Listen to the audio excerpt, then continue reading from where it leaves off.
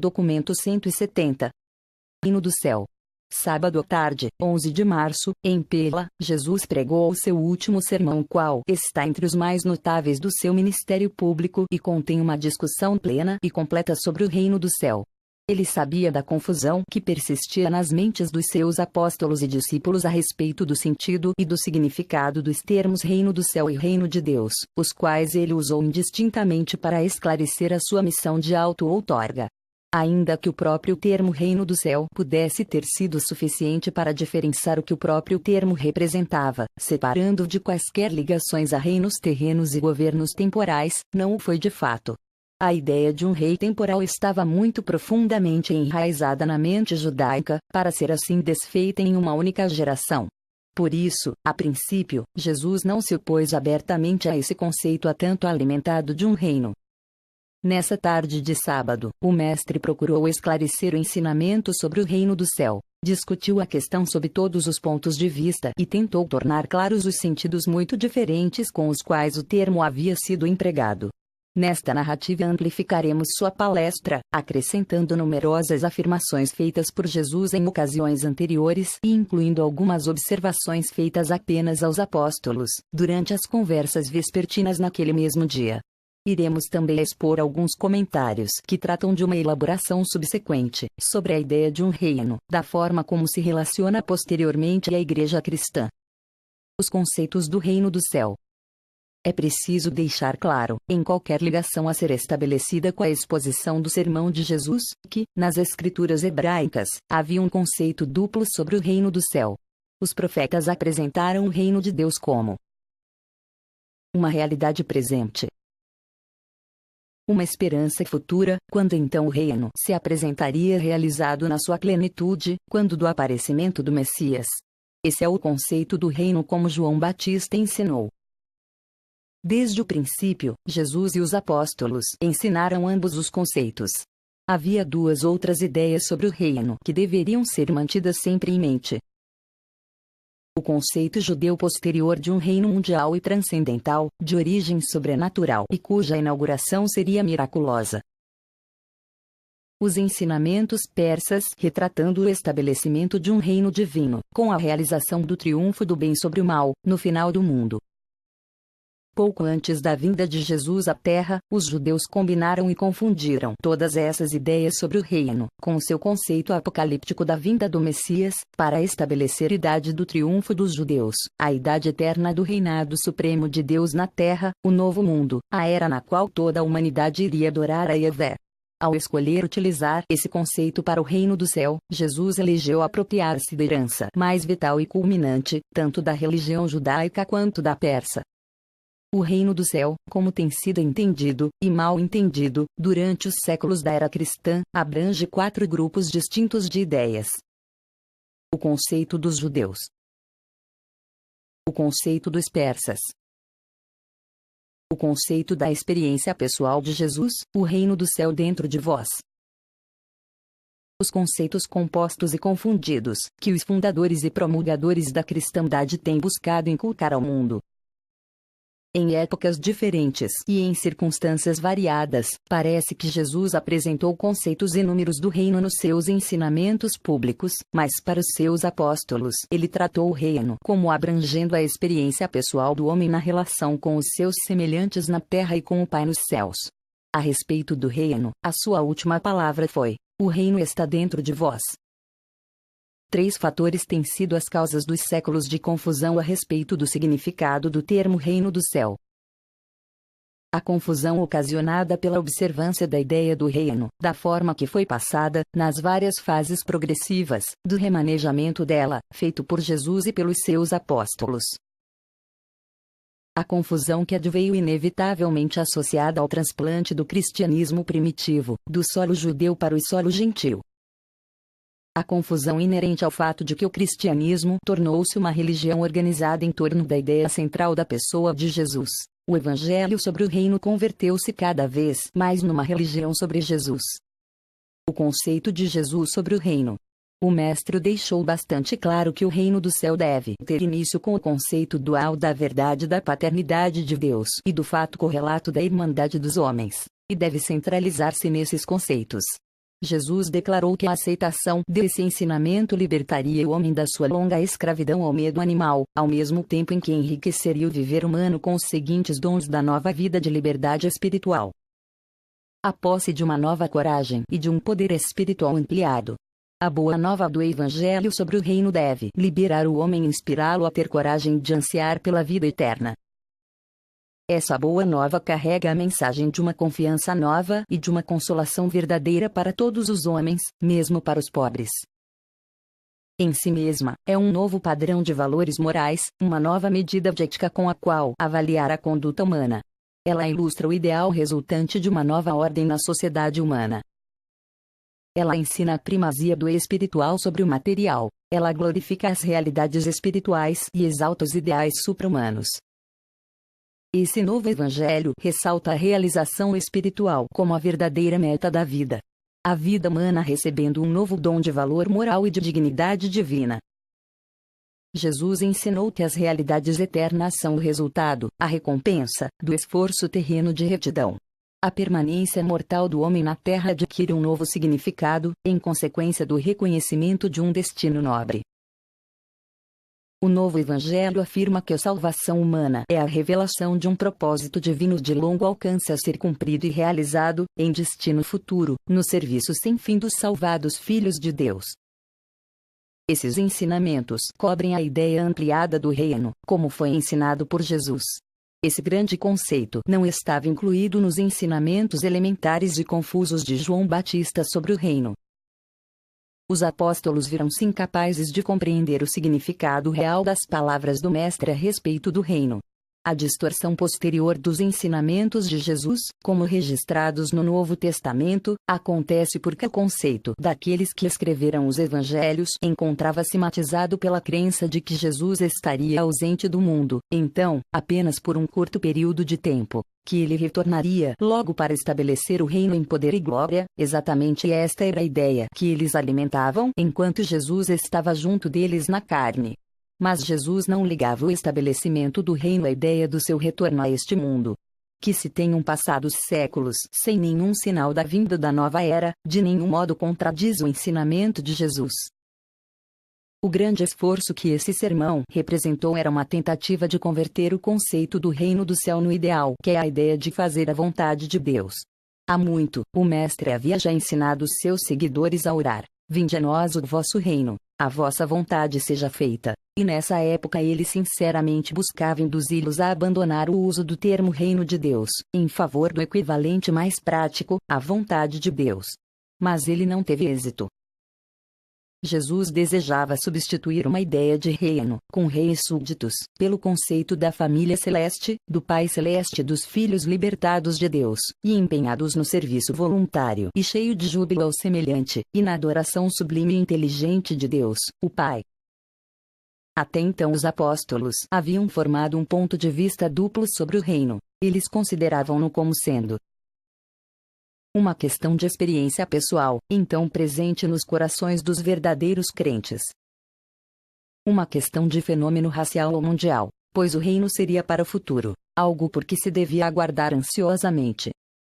Eles consideravam a vinda do reino, aos corações dos homens, um desenvolvimento gradativo, como o fermento na massa ou como o crescimento da semente de mostarda. E acreditavam que a vinda do reino no sentido racial ou mundial seria súbita, tanto quanto espetacular. Jesus nunca se cansou de dizer a eles que o reino do céu era a experiência pessoal de realizar as mais altas qualidades da vivência espiritual. Que essas realidades da experiência espiritual traduzem-se progressivamente em níveis novos e mais elevados de certeza divina e de grandeza eterna. Nessa tarde, o Mestre ensinou claramente sobre um novo conceito da natureza dupla do reino, descrevendo as duas características seguintes. Primeira, o reino de Deus neste mundo, o desejo supremo de fazer a vontade de Deus, o amor não egoísta pelos homens, que dá os bons frutos de uma conduta mais ética e mais moral. Segunda, o reino de Deus nos céus, a meta dos crentes mortais, o estado em que o amor por Deus é perfeccionado, e no qual a vontade de Deus é feita mais divinamente. Jesus ensinou que aquele que acredita pela fé entra imediatamente no reino. Nos seus vários discursos, ensinou que duas coisas são essenciais à entrada no reino por meio da fé. a fé e a sinceridade.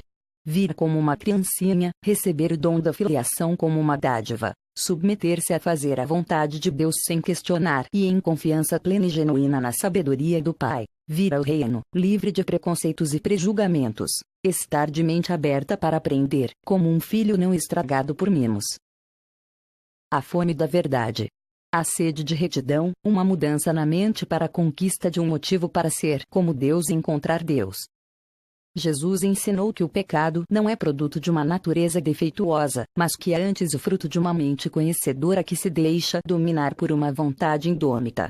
A respeito do pecado, ele ensinou que Deus já os perdoou e, pelo ato de perdoarmos ao nosso semelhante, tornamos o perdão de Deus disponível para nos favorecer pessoalmente.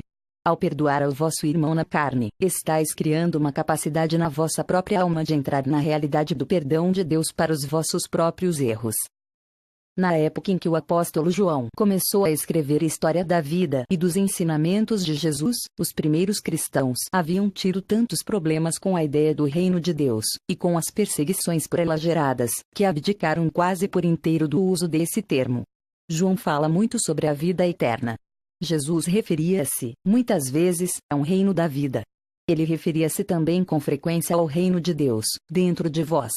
Certa vez falou da experiência de uma irmandade na família de Deus, o Pai.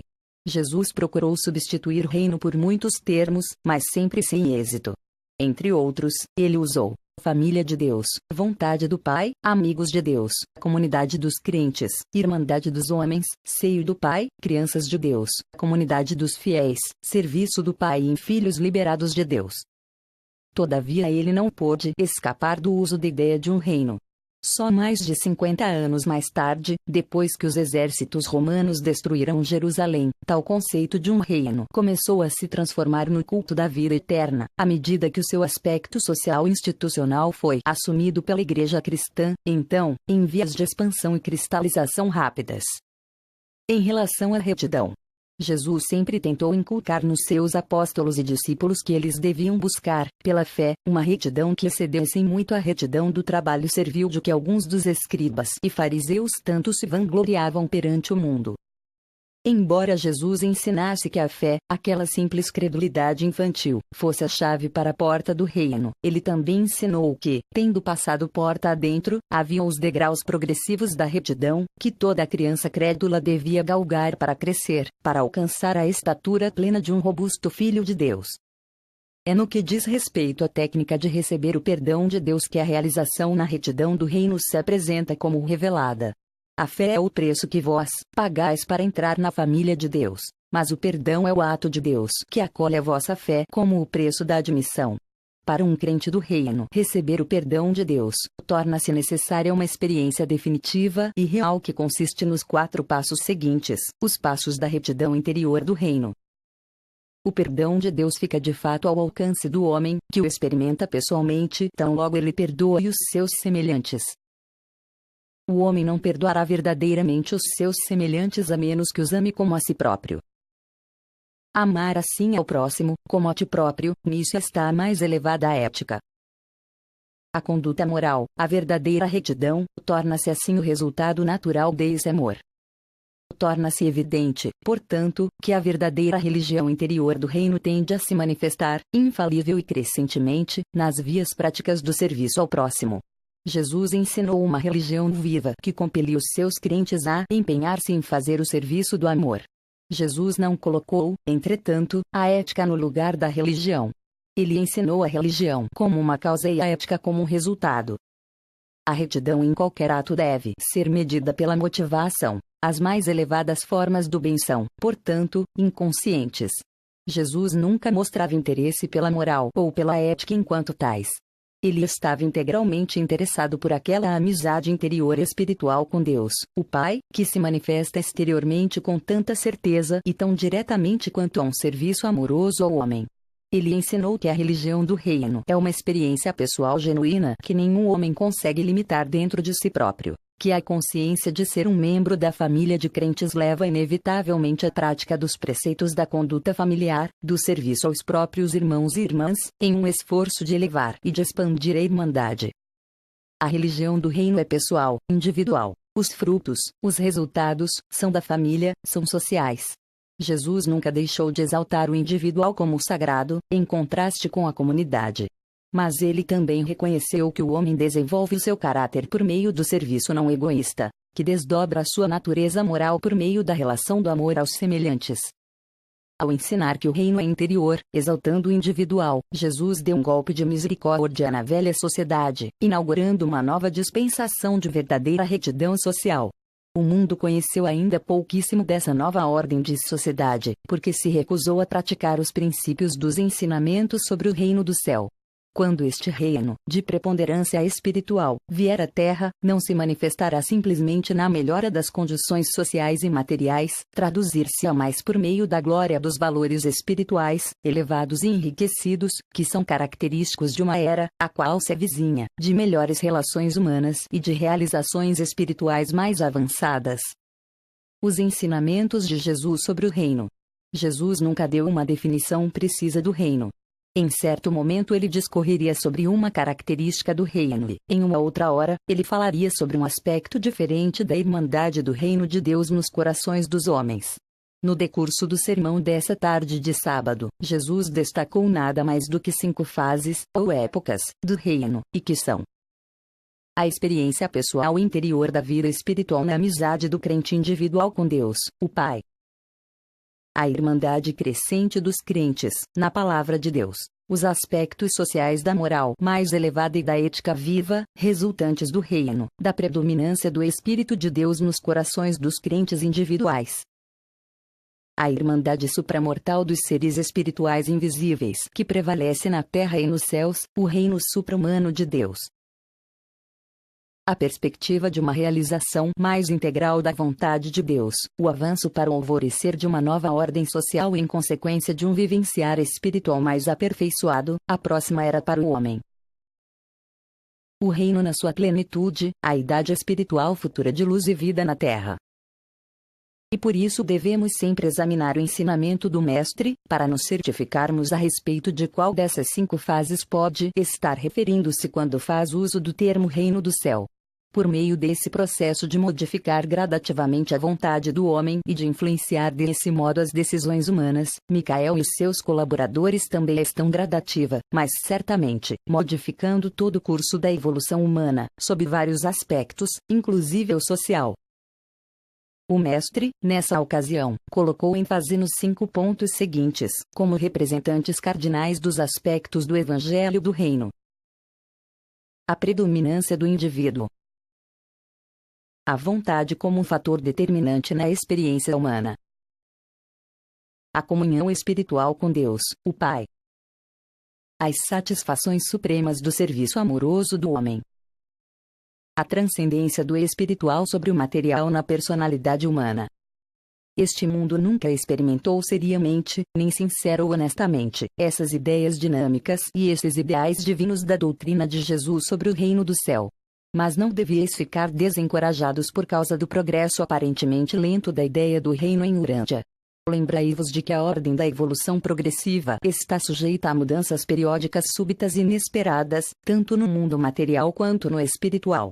Assim, pois, a auto-outorga de Jesus, como um filho encarnado, foi um acontecimento estranho e inesperado na vida espiritual do mundo. E também não devíeis, ao procurardes pela manifestação do reino, durante esta idade atual, cometer o erro fatal de deixar de efetivar o estabelecimento dele dentro das vossas próprias almas. Conquanto Jesus haja feito referência a uma fase futura do reino e tenha sugerido, em inúmeras ocasiões, que esse acontecimento poderia surgir como uma parte de uma crise mundial. E embora ele tenha prometido, de um modo muito seguro, em várias ocasiões, retornar, em alguma época, a Urântia, deveria ficar registrado que ele nunca condicionou uma dessas ideias necessariamente a outra. Ele prometeu uma nova revelação do reino na Terra, para alguma época futura, e também prometeu voltar a este mundo pessoalmente em alguma época, mas não disse que esses 2 acontecimentos eram sinônimos. De tudo o que sabemos, essas promessas podem, ou não, referir-se ao mesmo evento. Os seus apóstolos e discípulos, com toda certeza, estabeleceram um vínculo entre esses 2 ensinamentos.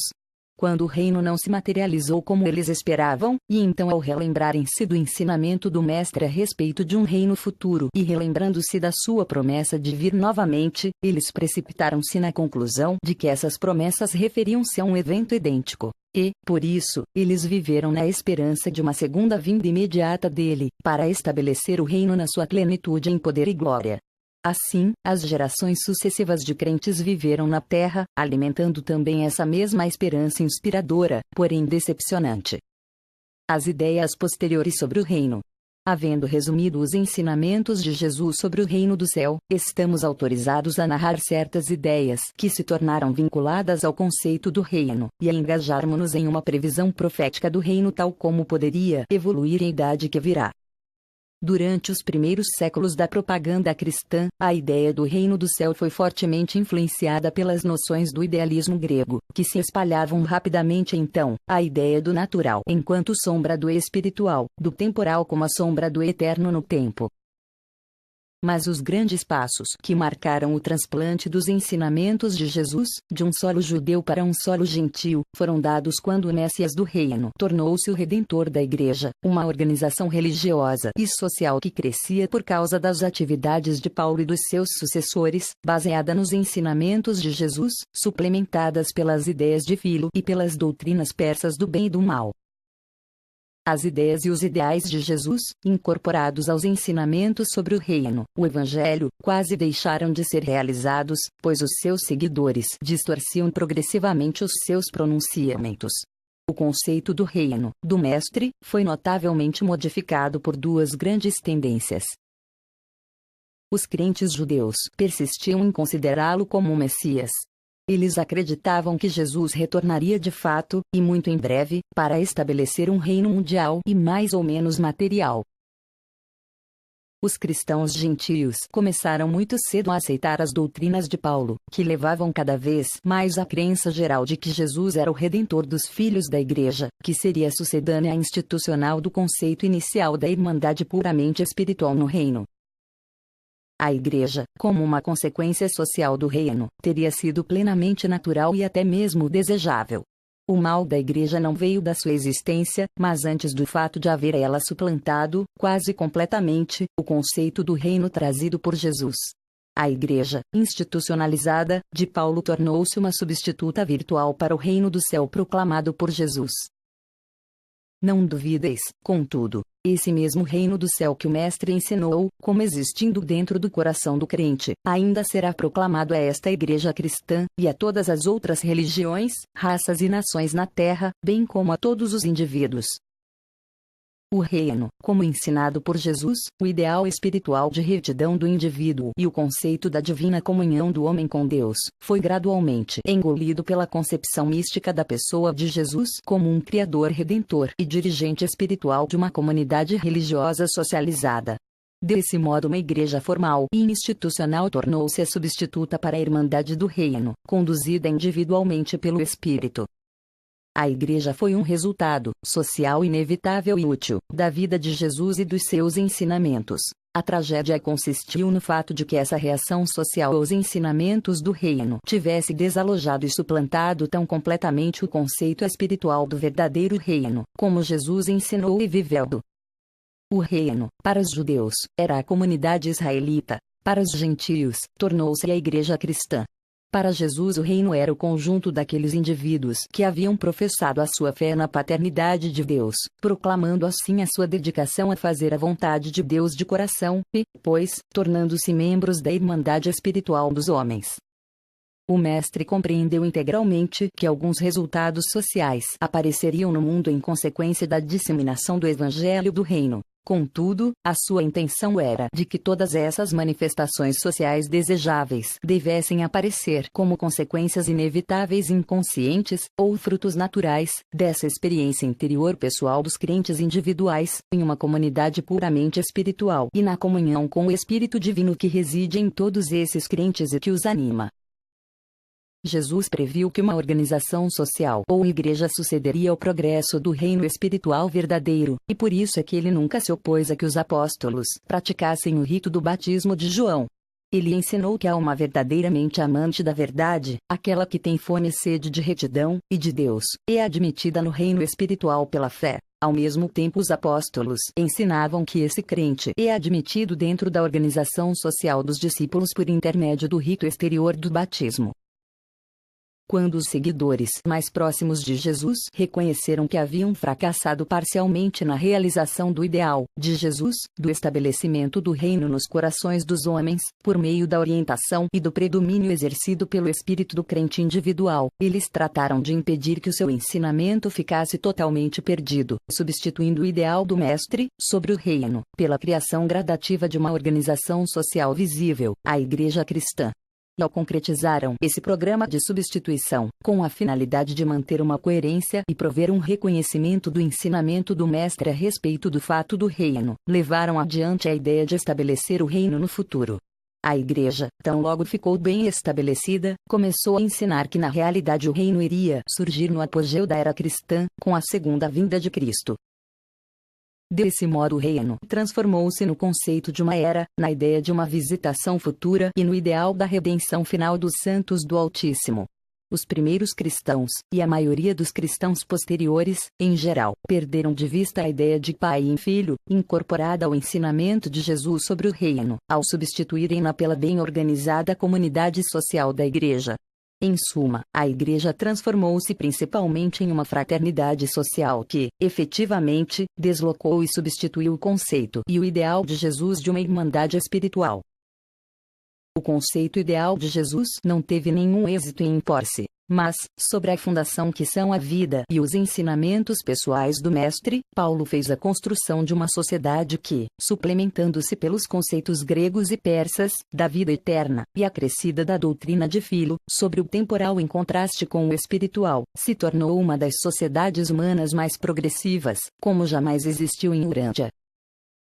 O conceito de Jesus ainda está vivo nas religiões avançadas do mundo. A Igreja Cristã de Paulo é a sombra socializada e humanizada daquilo que Jesus tinha a intenção de que o reino do céu fosse, e do que ainda, muito certamente, será.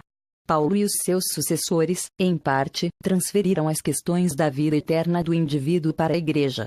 Cristo, assim, transformou-se em um dirigente da Igreja, mais do que o irmão mais velho de cada indivíduo crente na família do Pai no reino.